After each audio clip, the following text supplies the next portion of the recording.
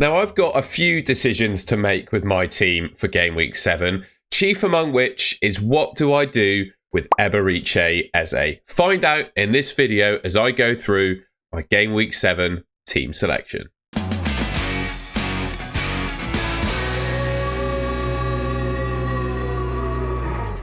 Alright, so I've already gone through how my team got on in Game Week 6 in my transfer plans video, so I don't want to spend too long going over this. If you've already seen it, feel free to skip this little segment if you like. But if you're, didn't see that video, here is how my team looked and did in Game Week 6. So 54 points, I'm in 578k overall, which at this stage of the season, I don't think is all that bad. Flecken in goal, Trent, Gabriel and Lewis in my defence. I've got to say, I'm happy with these four, even though they all blanked for me last week. Goal from Rodgers, who I think is still probably the best budget midfielder in the game. Another blank from Eze. A goal from Bumo. I had Salah as my captain. Nice 20-pointer with his goal against Wolves. He didn't really play all that well in that game, but all he needed was a penalty to score. And that's exactly what he did. Chris Wood. Disappointing blank from him, but you can't expect a goal every week from a 6 million striker. Solanke looking really good for Spurs. Could have had a couple in that game against Man United. Unfortunately, only the one. And then Haaland, his first blank of the season against Newcastle. I always thought that Salah would be the best captain last week. I thought the fixture was slightly better. In Man City, without Rodri and KDB, might be kind of a different team than they were previously, and that certainly proved to be the case, and Newcastle did a good job against them. So happy with my captaincy on Salah.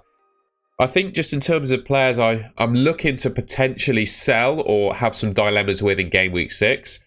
I always knew this would be the 7, sorry. I always knew this would be the case, but you'd have to ask the question, does Rico Lewis start? Do I get rid of Eze? Salah might not really be captaining him in future game weeks, so could I spread his funds more evenly across the team? And other than that, I'm pretty happy with the rest of this team so far. So before I get into the team selection itself, I just wanted to have a look at some Game Week 7 projection data from Rob T FPL on X, or formerly Twitter. I always like looking at this data because it takes projections from spread betting markets. I always say this, but gambling and betting companies, they spend millions on putting this data together on all their projection algorithms, their maths, etc. So why not tap into that for helping your FPL game, right? If someone else is spending millions on it, why would you not want to get that for yourself? So what Rob T FPL does is take that data and put it in a way that is useful to look at for FPL. And what we have is, so far at least, he'll release some further data and statistics as the week goes on, and you can catch that in my Game Week preview that I'll be live for tomorrow afternoon. So we've got the projected goals scored for each team and the clean sheet odds. So clean sheet odds wise, Arsenal were top 55%. So that suggests they're more likely than not to keep a clean sheet against Southampton. In second place, we've got Fulham. Third, we've got Chelsea, followed by Liverpool and West Ham. All of those teams above 30% to keep a clean sheet. I'd probably include Brentford in this list. Usually, I'd feel a little bit uncomfortable starting defenders from teams with less than 30% likelihood to keep a clean sheet. So just bear that in mind with your team selection maybe.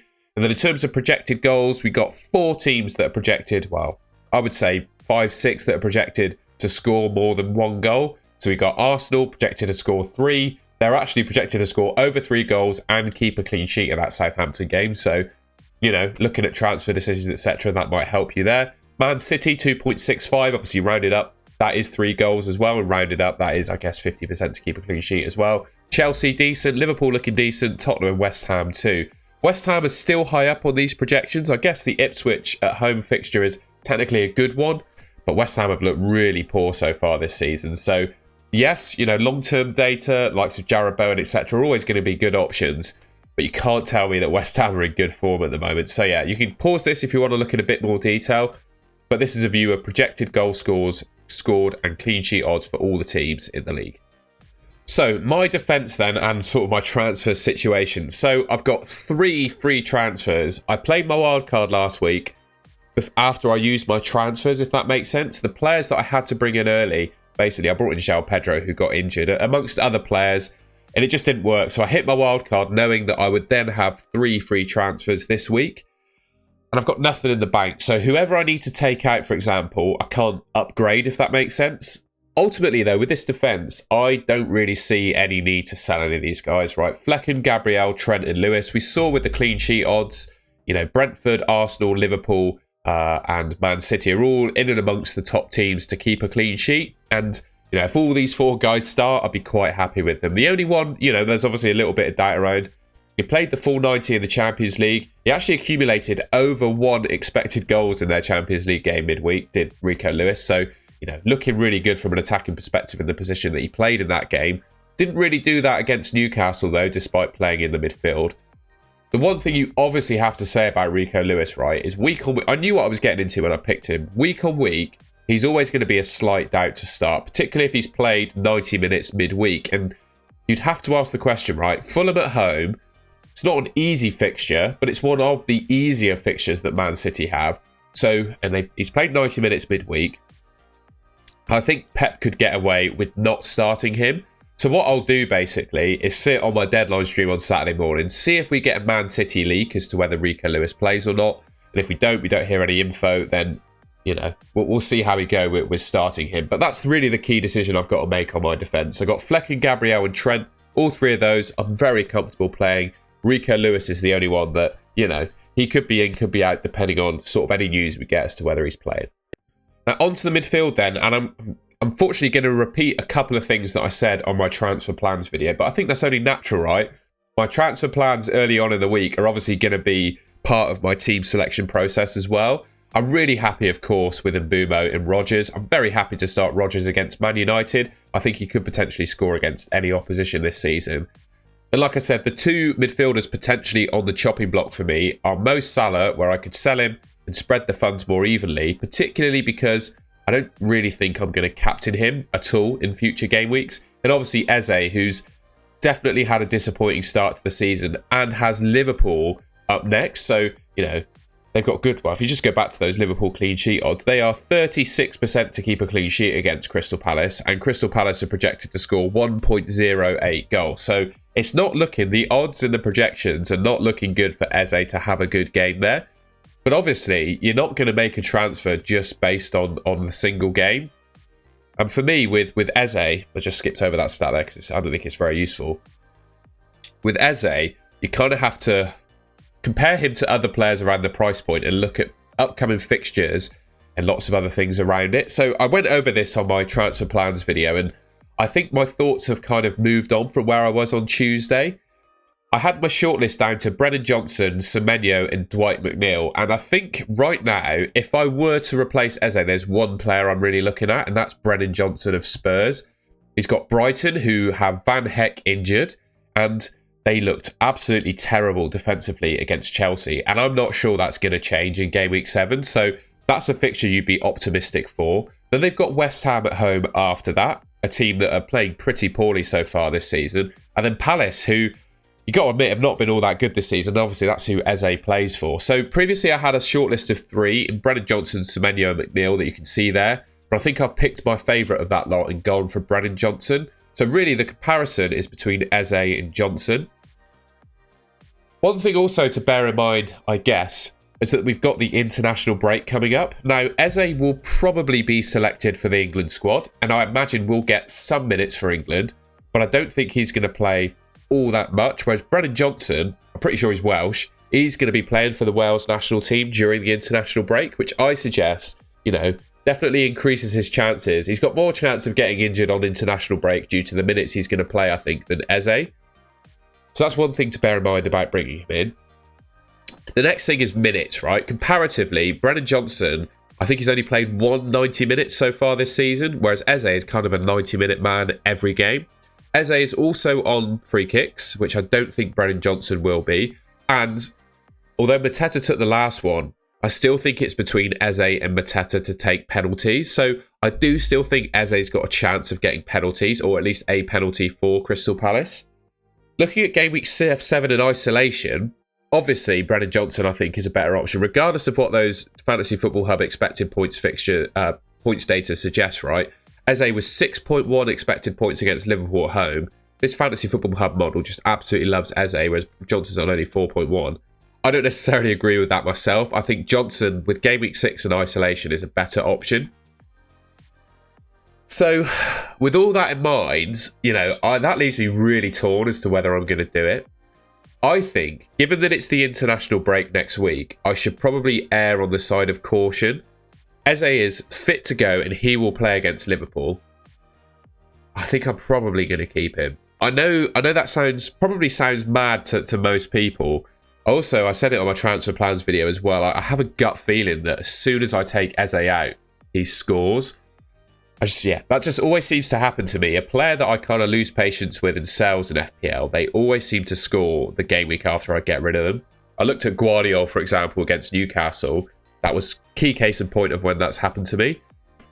And I just think long-term, Eze is going to be a better option than Brennan Johnson. I just think with the sheer amount of options, certainly when Richarlison's back fit, Son's back in the team, for example, Tottenham have so many players that can play in those attacking positions.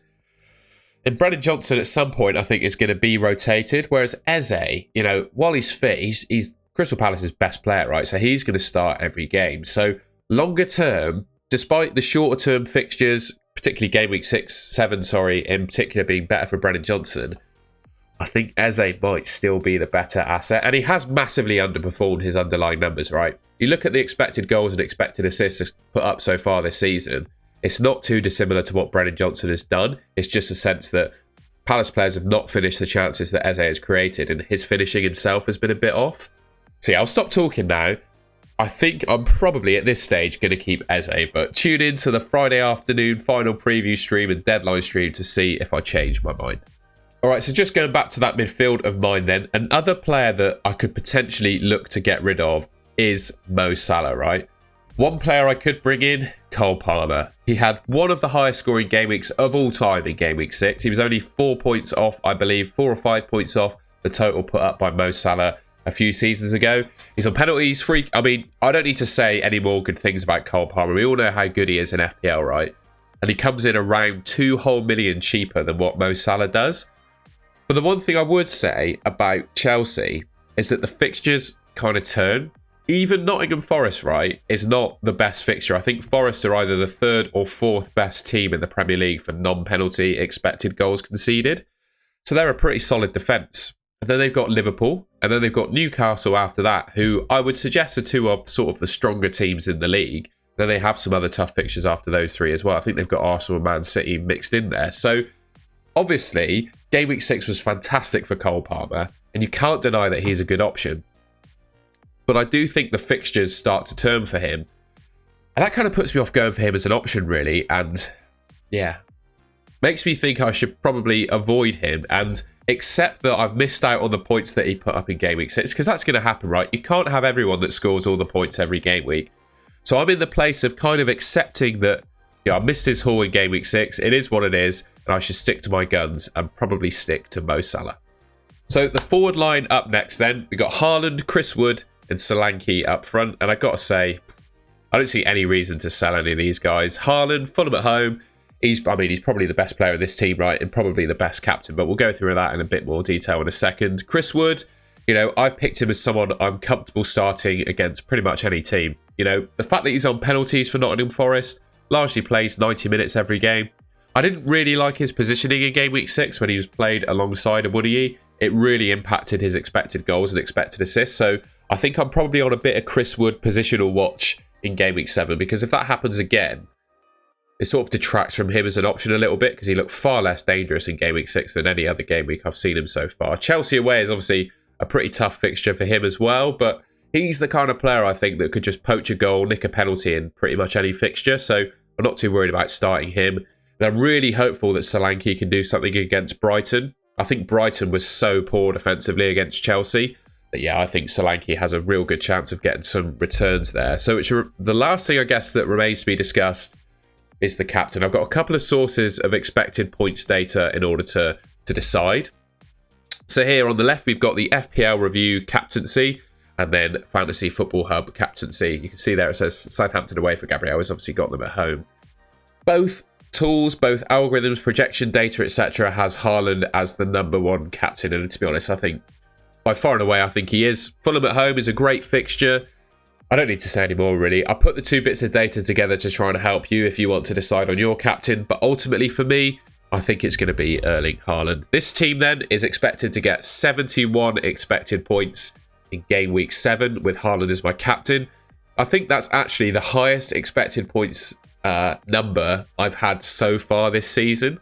So if I get 71 points in a game week, I'd be pretty happy with that. And the Fantasy Football Hub AI team rating tool, by the way, I can get you, well, if you sign up, you can sign up to Fantasy Football Hub using the link in the description below. There's an AI team rating tool on there which you can use for yourself. If you input your team into that, it will give you an AI rating to help you decide maybe players to pick, players to avoid, etc. Check that out. Sign up for Fantasy Football Hub in the link in the description below. This team gets a 98% AI rating, so I'm really happy with that expected points total and AI rating. And hopefully this team can kind of avenge a pretty disappointing wildcard that I had in game week 6. All right, that's the end of the video. I feel like I spent a long time rambling about EZE, but ultimately that's probably the key decision to make in this team. And I haven't strayed too far away from where I was on Tuesday. I think it's EZE to Brennan Johnson or nothing for me this week, and I just roll and accumulate that 4th free transfer.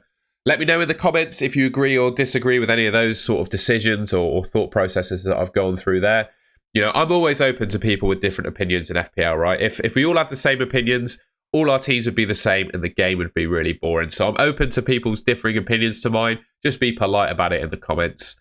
If you enjoyed the video and want to see more content from me, you can subscribe to the Golden Goal channel. It should be just there. I think about 75% of people that regularly watch these videos are not currently subscribed. So if you want to subscribe, I'd really appreciate it. I'd absolutely love to reach 10,000 subscribers by Christmas time. And if you could help me towards that, I'd be forever grateful. I think that's everything. So that leaves me to say thank you very much for watching, and I will catch you in my next video.